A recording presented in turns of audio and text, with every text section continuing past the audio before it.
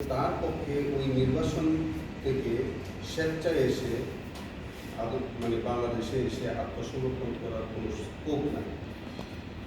অর্থাৎ তাকে ওই দেশের সরকার বন্দি বিনিময় চুক্তির আওতায় বাংলাদেশ সরকারের কাছে। তো যখন যেহেতু আমরা জানি যে শেখ হাসিনা তিনি ভারত সরকারের অধীনে আছেন, নির্বাসনে আছেন, এবং বাংলাদেশ সরকার তাকে পাওয়ার জন্যে চিঠি দিচ্ছেন, ভারত সরকার এখন পর্যন্ত হ্যান্ডওভার করেননি।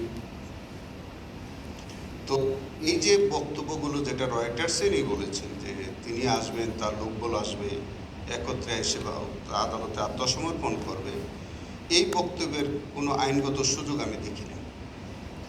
কারণ হচ্ছে তিনি তো নির্বাসনে আছেন, ভারত সরকারের অধীনে আছেন। তো তিনি স্বেচ্ছায় আসবেন কীভাবে? তাকে তো ওই সরকারের মাধ্যমে আসতে হবে, আর ওই সরকারের মাধ্যমে আসলেই তো ওই সরকার যদি তাকে হ্যান্ডওভার করতে হয় তাহলে বাংলাদেশ সরকারের কাছে হ্যান্ডওভার করবে, হ্যান্ডওভার করার সাথে সাথে তিনি জেল হাজতে যাবেন। সো আত্মসমর্পণ করার কোনো সুযোগ আছে বলে আমার কাছে মনে হয় না।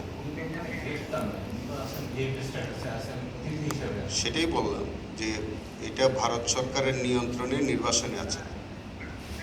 তো তিনি তো ভারত সরকারের নিয়ন্ত্রণের বাইরে, তিনি একা একা বাংলাদেশে আসার কোনো সুযোগ নাই। তো যদি সুযোগ না থাকে তো তিনি কি করে বাংলাদেশে এসে আত্মসমর্পণ করবেন?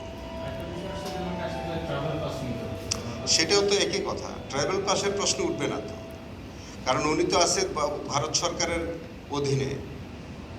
তো ভারত সরকার উনি যদি ফ্রি থাকতো, ধরেন উনি কোনো সরকারের অধীনে নাই, তিনি কোনো কারণে হয়তো পাসপোর্ট ছাড়া একটা দেশে আছেন, তিনি আসতে চান দেশে, সেখানকার দূতাবাসে তিনি সাহায্য চাইবেন, এবং তখন এই দেশের মানুষ যদি তিনি বৈধভাবে যদি থাকেন বা এসে, তাহলে ওখানে একটা ট্রাভেল পাসের প্রশ্ন ওঠে।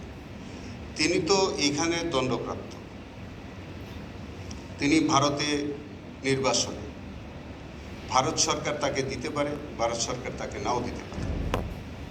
তো উনি স্বাধীনভাবে এসে আত্মসমর্পণ করবেন, এই সুযোগ আমার মনে হয় যে এটা ঠিক নাই, দিলে সরকারকে দিতে হবে। সো এখানে আইনগত উনি এসে আত্মসমর্পণ করবে এরকম আইনগত সুযোগ নাই বলে আমি মনে করি।